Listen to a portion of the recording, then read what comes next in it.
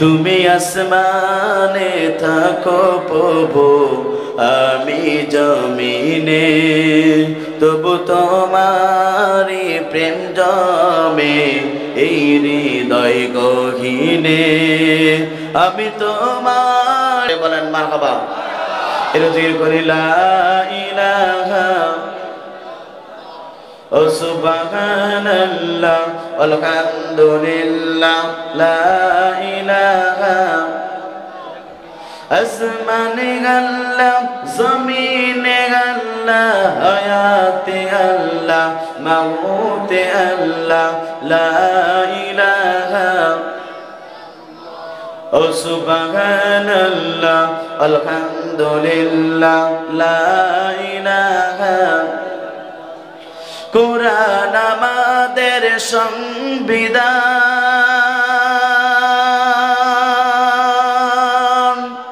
ওরাও সবাই তার বিজয় নিশান। কথা বলুন ঠিক না বেঠিক? আপনার আমার সংবিধানের নাম কি? আরো জোরে বলেন, আপনার আমার সংবিধানের নাম কি? আমরা জাতিতে মুসলমান, একটু দুহাত তুলে আল্লাহকে দেখায়। আমরা জাতিতে মুসলমান, আমাদের জীবন গ্রন্থ নামাজ আল্লাহর কোরআন, আমাদের অবশ্যই আল্লাহ, আমাদের নেতা হচ্ছে জনাবে মুহাম্মদ রাসূলুল্লাহ সাল্লাল্লাহু আলাইহি ওয়াসাল্লাম। কথা বলুন ঠিক না বেঠিক? আমাদের অবশ্যই আল্লাহ, আমাদের নেতা হচ্ছে জনাবে মুহাম্মদ রাসূলুল্লাহ সাল্লাল্লাহু আলাইহি ওয়াসাল্লাম। আর মুসলমানদের জীবন গ্রন্থ নামাজ আল্লাহর কোরআন। কথা বলুন ঠিক না বেঠিক?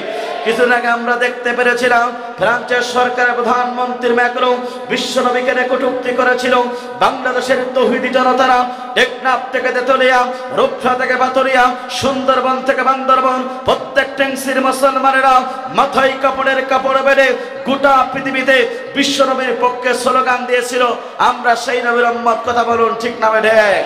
এখানে শেষ নয় প্রিয় বন্ধুরা, আপনারা মনে বিশ্বনবী আখিরি জামানার নবী, যে নবীর চেহারা দেখলে পরে এতিম সন্তানগুলো পিতা হারানোর বেদনা ভুলে যেত, যে নবীর চেহারা দেখলে পরে বিধবারা তাদের স্বামী হারানোর বেদনা ভুলে যেত, যে নবীর চেহারা দেখলে পরে ক্ষুধার্ত সাহাবীগণ ক্ষুধা নেবার হয়ে যেত। ওই নবী যেখানে ইসলামের কালেমার দাওয়াত দিয়েছিল, ইসলামের দাওয়াত দিয়েছিল, আবু জাহল সরকারের মিথ্যা মামলা খেয়ে দীর্ঘ 29 মাস কারাবরণ করেছিল। কারারুদ্ধ অবস্থায় গাছের লতাপাতা পর্যন্ত চিবিয়ে চিবিয়ে খেয়েছে, তারপরে বিশ্বনবী কালেমার দাওয়াত থেকে 1 ইঞ্চি সরে দাঁড়ায় নাই। আমরা সেই নবীর উম্মত। কথা বলুন ঠিক না বেঠিক? এখানে শেষ নয় প্রিয় বন্ধুরা, এই জমিনে কালেমার দাওয়াত দেওয়ার কারণে রাসূলকে তায়েফের রক্তাক্ত হতে হয়েছিল, উহুদের ময়দানে তান্দার শহীদ করতে হয়েছিল। এই জমিনে কালেমার দাওয়াত দেওয়ার কারণে মাতৃভূমি ছেড়েছিল, পিতৃভূমি ছেড়েছিল, জুলুম নির্যাতনের শিকার হয়েছিল। তারপরে বিশ্বনবী কালেমার দাওয়াত থেকে 1 ইঞ্চি সরে দাঁড়ায় নাই। আমরা সেই নবীর উম্মত। কথা বলুন ঠিক না বেঠিক? এখানে শেষ নয় প্রিয় বন্ধুরা, নবীর প্রিয় সাহাবায়ে কেরামরা পর্যন্ত এই জমিনে কালেমার দাওয়াত দেওয়ার কারণে হাত দিয়েছেন, চোখ দিয়েছেন, বুকে রক্ত তুলে এই জমিনকে সিক্ত করেছে। রাসূলের প্রিয় সোনার সাহাবীগণ পর্যন্ত হাসতে হাসতে ফাঁসির মঞ্চে গিয়েছে।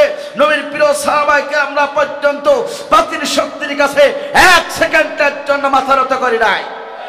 আলামা ওয়ারাসাতুল আম্বিয়া, নবীদের উত্তরসূরি হচ্ছে হক্কানি আলেমগণ।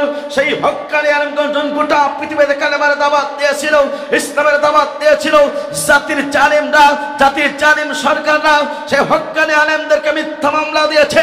রাতের পর রাত, দিনের পর দিন অন্ধকার কাছে জীবন যাপন করিয়েছে।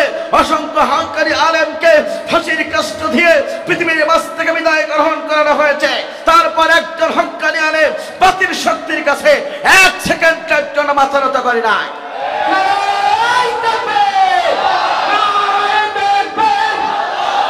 আমার নেতা তোমার এরকম বিশ্বনবী মুস্তাফা আল কোরআনের আলম।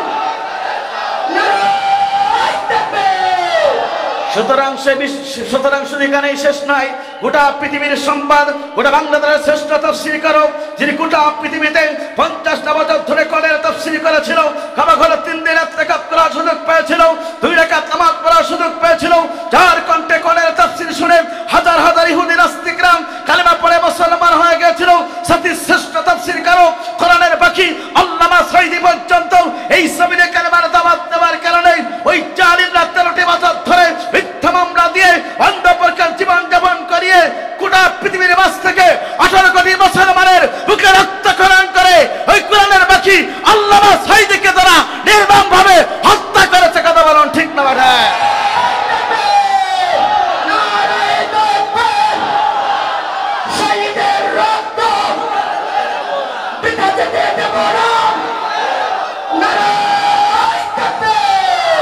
সুতরাং সে নবীর মতন করে রক্ত দিতে হয়, নবীর প্রিয় সাহাবায়ে কেরামদের মতন করে রক্ত দিতে হয়, কোরআনের পক্ষে আল্লামা সাঈদীর মতন করে রক্ত দিতে হয়। ফিলিস্তিনের মুসলমানদের উপরে যে বর্তমানে ওই ইসরায়েলের হানাদাররাও, ইসরায়েলের সেই শয়তানেরাও আজকে ফিলিস্তিনের মুখে আজকে নারী শিশুকে যেমন নির্মমভাবে হত্যা করা হচ্ছে, শুনে রাখো গোটা পৃথিবীর ইহুদি নাস্তিকরা, গোটা বাংলাদেশের মুসলমানেরা আগামীতে ঐক্যবদ্ধ হয়ে গোটা পৃথিবীর নাস্তিকবাদের বিরুদ্ধে স্লোগানে তারা মাঠে ময়দানে নামতে চান। কারা কারা দুহাত তুলে লেখা দেন তারা তারা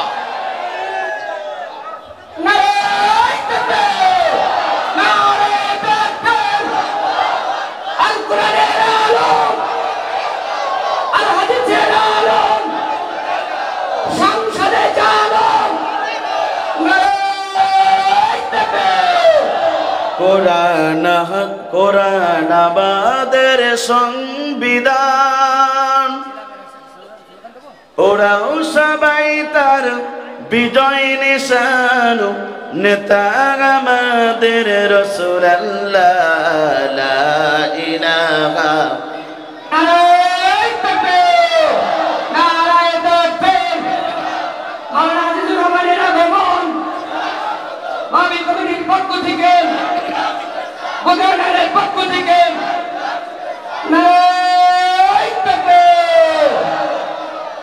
আলহামদুলিল্লাহ। বাংলাদেশের ঐতিহ্যবাহী জেলা যশোর জেলার ঐতিহ্যবাহী শাসা সানাদিন গুগাইনওয়ান দারুস সালাম হাফিজিয়া নুরানি ও কওমি মাদ্রাসার 25তম তাফসীর কোরআন মাহফিলের আজকে দিনের বেলায় আজকে তাফসীর কোরআন মাহফিলের সম্মানিত সভাপতি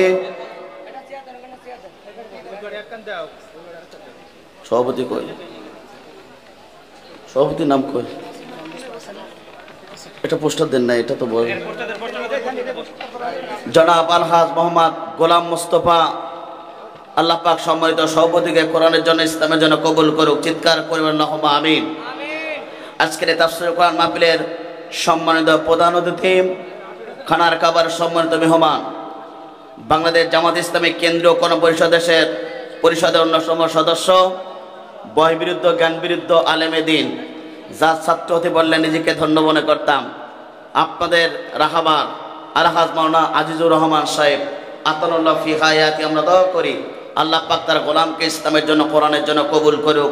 চিৎকার করে বলেন আল্লাহুম্মা আমিন। আজকে তাফসীর কোরআন মাহফিলের সময় প্রধান মেহমান জনাব মফিকুল হাসান তৃপ্তি, সাবেক এমপি 85 যশোর 1 নম্বর শাসা ও সাবেক দপ্তর সম্পাদক কেন্দ্রীয় কমিটি বাংলাদেশ জাতীয়তাবাদী দল। আজকে তাফসীর কোরআন মাহফিলের অন্যতম আমন্ত্রিত অতিথিবৃন্দ, আজকে তাফসীর কোরআন মাহফিলের আলোচনা করে আপনাদেরকে ধন্য করেছেন আমার অত্যন্ত শ্রদ্ধা ব্যক্তিত্ব, শ্রদ্ধা বড় ভাই, গোটা বাংলাদেশের ইসলামী সংস্কৃতি প্রতিষ্ঠা এক উর্বর কণ্ঠ জনাব ঠিকানা টিভির সম্মানিত চেয়ারম্যান জনাব কবির বিন সামাদ আতানুল্লাহ ফি হায়াতে, আমরা দোয়া করি আল্লাহ পাক তিনি গতকালকে অ্যাক্সিডেন্ট করেছিলেন, আল্লাহ রাব্বুল আমিন সুস্থ করে আবার যেন কোরআনের ময়দানে নির্ভীকতার সাথে কোরআনের কথা বলতে পারে সেই তৌফিক দান করুক। চিৎকার করে বলেন আল্লাহুম্মা আমিন। আজকের তাফসীর কোরআন মাহফিলের আলোচনা করে আপনাদেরকে ধন্য করবেন সাতক্ষীরার কৃতি সন্তান, গোটা বাংলাদেশের বক্তৃতা উজ্জ্বল জ্যোতিষ্ক, আমার অত্যন্ত শ্রদ্ধা ব্যক্তিত্ব, শ্রদ্ধা বড় ভাই, যার কলিজার ভেতর আল্লাহ রাব্বুল আমিন 30টা পারাকে রেকর্ড করে দিয়েছেন, হাফেজ মাওলানা মনোয়ার হোসেন মমিন সাহেব, আল্লাহ পাক তাকেও কবুল করুক। চিৎকার করবেন আল্লাহুম্মা আমিন। আলোচনা করে আপনাদেরকে ধন্য করবেন যশোরের গৌরব, এই বেনাপোলের কৃতি সন্তান, সারসার কৃতি সন্তান, সারসার গৌরব, আগামী দিনের গোটা বাংলাদেশের বক্তৃগতে তরুণ প্রজন্মের অহংকার, এনামুল হাসান ক্যাডেট মাদ্রাসার সম্মানিত পরিচালক শ্রদ্ধা বড় ভাই জনাব ইনামুল হাসান বিন নূর, আল্লাহ পাক তাকেও কবুল করুক। চিৎকার করে বলেন আল্লাহুম্মা আমিন। আজকে তাফসীর কোরআন মাহফিলের সম্মানিত প্রধান বক্তা, আন্তর্জাতিক খ্যাতিসম্পন্ন মুফাসসির কোরআন, বিশ্ব ইসলামী চিন্তাবিদ, কোরআনের গবেষক এবং লেখক, গোটা বাংলাদেশের বক্তৃতা উজ্জ্বল ধ্রুবতারা ডক্টর মিজানুর রহমান আজহারী, যে বিশ্ববিদ্যালয় থেকে পিএইচডি ডিগ্রি অর্জন করেছেন, যিনি ইতিমধ্যে সেই পিএইচডি ডিগ্রি অর্জন করার জন্য মালয়েশিয়াতে তিনি ওই সেই মালয়েশিয়ার সেই বিশ্ববিদ্যালয়ে ভর্তি হয়েছেন, আমার অত্যন্ত শ্রদ্ধা ব্যক্তিত্ব। আজকে তাফসীর কোরআন মাহফিলের সম্মানিত প্রধান বক্তা হযরত মাওলানা মুফতি আমির হামজা সাহেব কুষ্টিয়া, আতানুল্লাহ ফি হায়াতে, আমরা দোয়া করি আল্লাহ পাক তাকে ইসলামের জন্য, কোরআনের জন্য কবুল করুক। চিৎকার করে বলেন আল্লাহুম্মা আমিন। স্টেজে বসে হযরত উলামায়ে কেরাম, বিশিষ্ট ব্যক্তিবর্গ, সামনে বসত মুরব্বী কেরাম, যুবক ভাইরা, ছোট্ট ছোট বাচ্চারা, ভদ্ররা, আমার শিক্ষিত মা ও বোনেরা, জাতির বিবেক, সাংবাদিক বৃন্দ, প্রিয় মিডিয়ার কর্মী ভাইরা, বিভিন্ন এলাকা থেকে স্কুল, কলেজ, ইউনিভার্সিটির শিক্ষার্থীবৃন্দ, বিভিন্ন এলাকা থেকে মাদ্রাসার সম্মানিত শিক্ষক মন্ডলী, সকলকে জানাচ্ছি হৃদয়ের আন্তরিক সালাম। আসসালামু আলাইকুম ওয়া রাহমাতুল্লাহি ওয়া বারাকাতুহু। সে মহান রবের দরবারে দিল খোলা শুকর আদায় করি, যিনি আপনাকে আমাকে পবিত্র মাসে মাহে রমজানের সালাতুল জোহর বাদ আপনাকে আমাকে এই কোরআনের ময়দানে বসার সুযোগ দান করেছেন। সে মহান রবের দরবারে দিল খোলা শুকর আদায় করি। চিৎকার করে বলেন আলহামদুলিল্লাহ, আরো জোরে বলেন আলহামদুলিল্লাহ। দুরূদ এবং সালাম যাপন করে বিশ্ব মানবতার একমাত্র অধিকারী, বিশ্ববাণীবিদ, আপনার আমার নবী নবীদের সর্দার, যেরকম গোটা পৃথিবীতে মানুষের তৈরি কোরআনের গোলামি না করে কেবলমাত্র শুধুমাত্র একমাত্র এই জমিনে কালেবার দাওয়াত দেওয়ার কারণে নির্যাতিত হয়েছে, নিষ্পেষিত হয়েছে, নিগৃহীত হয়েছে। আজকের এই তাফসীর মাহফিল থেকে সে নবীর প্রতি দুরূদ আর সালাম সাহেব আলী সাল্লাল্লাহু আলাইহি সাল্লাম মাগফিরাত কামনা করে সেসব ভাইদের জন্য যাদের জীবনটা ইসলামের জন্য দিয়েছেন, কোরআনের জন্য দিয়ে গোটা পৃথিবীতে যাদের নামগুলো স্বর্ণ করে লেখা হয়েছে, বিশেষ করে বর্তমানে ফিলিস্তিনি মুসলমানদের উপর নির্বাচকভাবে যারা হত্যা আয়োজন করেছে, আমরা ওই মুসলমানদের পক্ষে যারা শহীদ হয়েছে তাদের রূহের মাগফিরাত কামনা করি। জান্নাতের সর্বশ্রেষ্ঠ তাদের মর্যাদা দান করুক। চিৎকার করে বলেন আল্লাহুম্মা আমিন। প্রিয় উপস্থিতি, আজকে মাহে রমজান, রমজান রোজা রেখে এই কোরআনের ময়দানে আসতে পেরে খুশি না বেজার? জোরে বলেন খুশি না বেজার? আমরা আগামী দিনে এমন দেখি নাই, গত যত হয়েছে তত কি আমরা রমজান মাসে এমন তাফসীর মাহফিল দেখেছি? ইনশাল্লাহ এখন মনে হয় বর্তমানে এটা শাসার বুকে প্রথম হচ্ছে। আল্লাহ পাক এই মাহফিলটাকে এবং মাদ্রাসাকে কবুল করুক। চিৎকার করে বলেন আল্লাহুম্মা আমিন। কি আর বলবো, আমার আলিম ভাই সারাদিন ফোন দেয় যে ভাইজান আমার এলাকায় আমির হামজাকে নিয়ে আসাই লাগবে। আমার বন্ধুরা, ভাই তো অসুস্থ, আজকেও আজ থেকে অসুস্থ হয়েছে। দেখেছেন একটা না রমজান এক পর্যন্ত মাহফিল, এবার রমজানের ভিতরে মাহফিল করে উনি মালয়েশিয়াতে গিয়েছিলেন। গত 17 তারিখে তিনি দেশে এসেছেন। আসার পরে প্রতিদিন সেমিনার এবং দলীয় প্রোগ্রাম সব অনেক প্রোগ্রামে তিনি অ্যাটেন্ড হয়েছেন। তারপরেও আজকের এই শাসাবাসীর জন্য তিনি কিছু তাফসীর করার জন্য, কোরআনের কথা বলার জন্য এসেছে।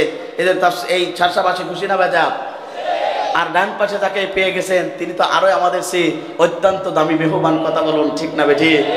আমার বন্ধুরা, সুতরাং আমি সকলের সে আজকে বক্তাদের ভিতরে সবচেয়ে আমি ছোট। মনোয়ার হোসেন মমিন ভাই আমার বড়, ইনামুল হাসান বিন ভাই বড়, এরপরে কবির বিন সামাদ ভাই আমার বড়, আর আমির হামজা তো আছে, সর্বশেষ আমি ছোট। সুতরাং আপনাদের কাছে দোয়া নেওয়ার জন্য বলেছি। আপনার কি বেজার হবেন? আমার বন্ধুরা বেজার হবেন? ইনশাল্লাহ আমার নির্ধারিত সময়ের ভিতরে আলোচনা শেষ করতে চাই। প্রিয় বন্ধুরা, আসলে সময় বেশি পেলে বেশি একটু আলোচনা করা যায়, সময় সংক্ষিপ্ত তবে গুরুত্বপূর্ণ আলোচনা করতে চাই। আমার বন্ধুরা, 12টি মাসের ভিতরে রমজান মাসকে শ্রেষ্ঠত্ব দিয়েছেন তিনি কে? 12টি মাস আল্লাহ তাআলার কাছে সবচেয়ে প্রিয়, সবচেয়ে দামি। তারপরেও 12 মাসের ভিতরে মাহে রমজানটা আল্লাহ তাআলার কাছে সবচেয়ে দামি। চিৎকার করে বলেন আল্লাহু আকবার। 365টা রাত আছে, 365টা রাতের ভিতরে এমন একটা রাত আছে, সব রাতগুলো আল্লাহ তাআলার কাছে দামি, কিন্তু লাইলাতুল কদর রজনী এই মাসে আল্লাহ পাক দিয়েছেন, যে মাসে যে রাতটা আল্লাহ পাক কোরআন নাজিল করেছিলেন, যার কারণে এই রাতটার দাম আল্লাহ তাআলার কাছে সবচেয়ে দামি। চিৎকার করে বলেন আল্লাহু আকবার। তাহলে 12 মাসের ভিতরে মাহে রমজানটা দামি, 365 দিনের ভিতরে রাতের ভিতরে লাইলাতুল কদর রজনী আল্লাহ তাআলার কাছে দামি। আমার বন্ধুরা, সুতরাং মাহে রমজান এমন একটি মাস, যে মাস দামি, যে রাত দামি হবার কারণ হলো এই মাসে কোরআন নাজিল করেছিলেন তিনি কে? এই জন্য আমার বন্ধুরা, এই মাসটায় দাম হওয়ার কারণ হলো কোরআন নাজিল করেছিলেন। আপনি আমি মুসলমান, সুতরাং মুসলমানের সংবিধান আছে আল্লাহর কোরআন।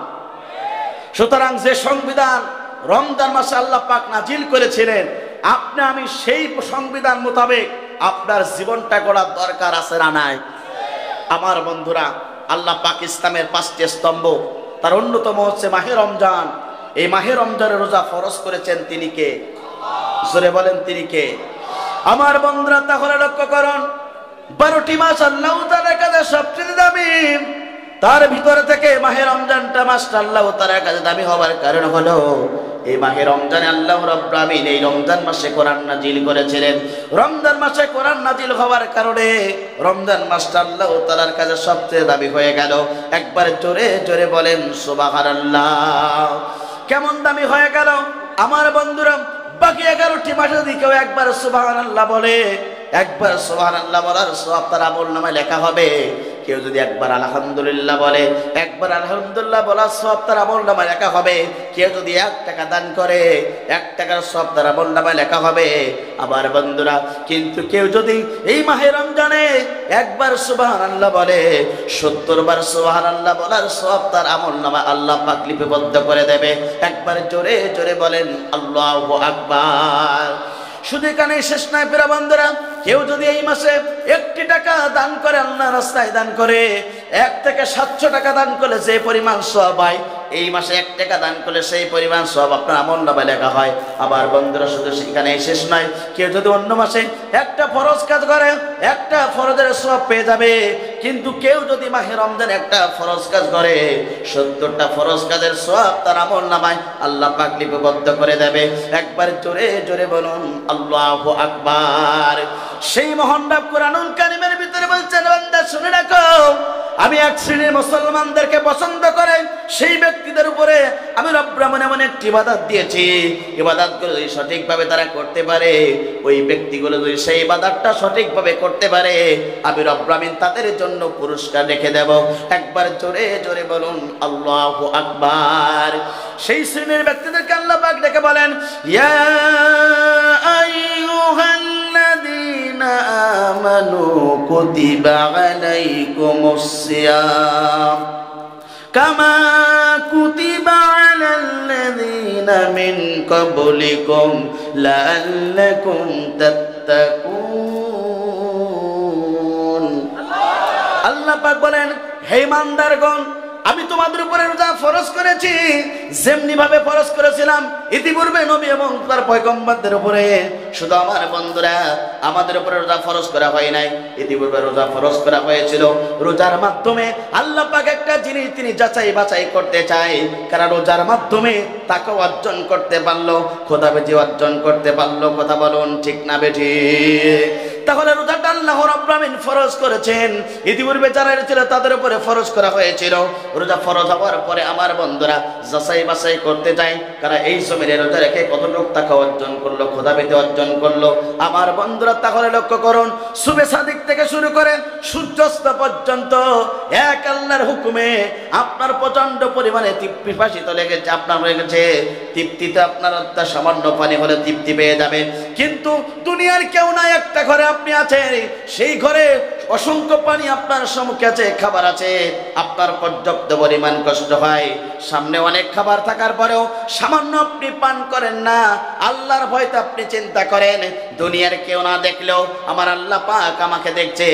আমার বন্ধুরা, ওই ঘরের ভিতরে যে আল্লাহকে আপনি ভয় করলেন, এটা হচ্ছে রমজানের তাকওয়া অর্জন, আপনি খোদাবেদি অর্জন করতে পারলেন। এই রমজান মাসে যেভাবে আপনি আল্লাহকে ওই ঘরের ভিতরে আপনি ভয় করলেন, বাকি 11টি মাস যদি মুসলমান এইভাবে আল্লাহকে ভয় করত, খোদার কসম কোন মুসলমান এই জমিনে একটা খারাপ কাজ করতে পারত না। কথা বলুন ঠিক না বেঠিক? ঘরের ভিতরে আপনি যেমন এক পেয়ালা পানি পর্যন্ত পান করেন আল্লাহর ভয়তে, আমি রোজাদার, আমি যদি পান করি আমার খোদাবেদি অর্জন হবে না। আমার আল্লাহ পাক দেখছেন। আমার প্রিয় বন্ধুরা, প্রিয় শার্শাবাসী, প্রত্যেকটা মুসলমান যেমন সুবে সাদিক থেকে শুরু করে সূর্যাস্ত পর্যন্ত 1 টাকা ঘুষের টাকা গ্রহণ করে না, রোজা অবস্থা আল্লাহকে ভয় করে। বাকি 11টি মাস যদি এই মুসলমানেরা এইভাবে আল্লাহকে ভয় করতে পারত, এই বাংলাদেশের প্রত্যেকটা মুসলমান আল্লাহর ওলি হয়ে যেত। কিন্তু এরা রমজান মাসে সামান্য ভয় করে, রমজানের পরে সব শেষ। এজন্য খোদাবেদি অর্জন রমজানের মাধ্যমে অর্জন করার দরকার আছে না নাই? সুতরাং যারা খোদাবেদি অর্জন করবে, রোজা রেখে যারা খোদাবেদি অর্জন করবে, তাকে অর্জন করবে, এই ব্যক্তি দুনিয়ার কোনো খারাপ কাজে কি তারা জড়িত হতে পারে? কিন্তু আফসোস, দুঃখ এখানে প্রিন্ট মিডিয়া, ইলেকট্রনিক মিডিয়ার মাধ্যমে আপনারা জানতে পেরেছেন, এই যশোর জেলার ঝিকরগাছা থানায় 4 জন যুবক যে কাজটা করেছে, গোটা বাংলাদেশের এই যশোর জেলাকে তারা সবটিতে গোটা 63 জেলার কাছে মাথা নত করে দিয়েছে। কথা বলুন ঠিক না বেঠিক?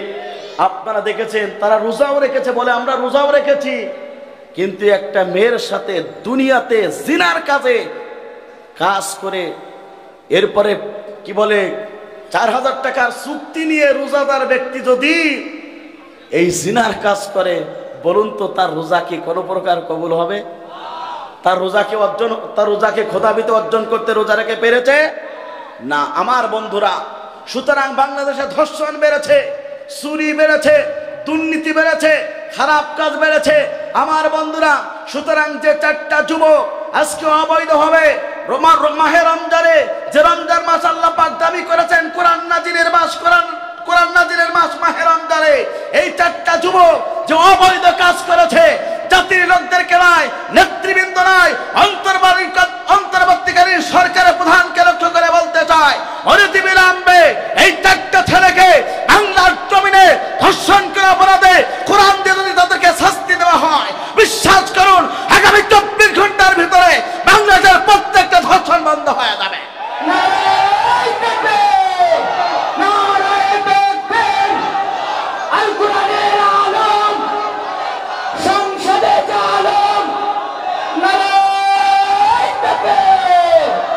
আমার বন্ধুরা, সুতরাং আমাদের দাবি হচ্ছে, আসিয়াকে যেভাবে নির্মমভাবে ধর্ষণ করে আজকে আসিয়াকে বাংলার জমিনে কুলঙ্কিত করা হয়েছে, ঠিক এই যশোরবাসীকে যেভাবে এই ধর্ষণ এক একভাবে বেড়ে চলেছে, সুতরাং এদেশের মুসলমানের দাবি হলো, রোজাদারের দাবি হলো, ইসলামের পক্ষের মানুষগুলো দাবি হলো, আগামীতে যদি পার্লামেন্টে কোরআনের সদস্য ব্যক্তি করে যেতে পারে, বিশ্বাস করুন নামাজের আইন পাস করবে, ধর্ষণের আইন পাস করে প্রত্যেকটা ধর্ষণকারীকে বাইতুল মুকাররমে যদি কোরআন দিয়ে শাস্তি দেওয়া হয়, আমার বন্ধুরা বিশ্বাস করুন 24 ঘন্টার ভিতরে বাংলাদেশের ধর্ষণ বন্ধ হয়ে যাবে।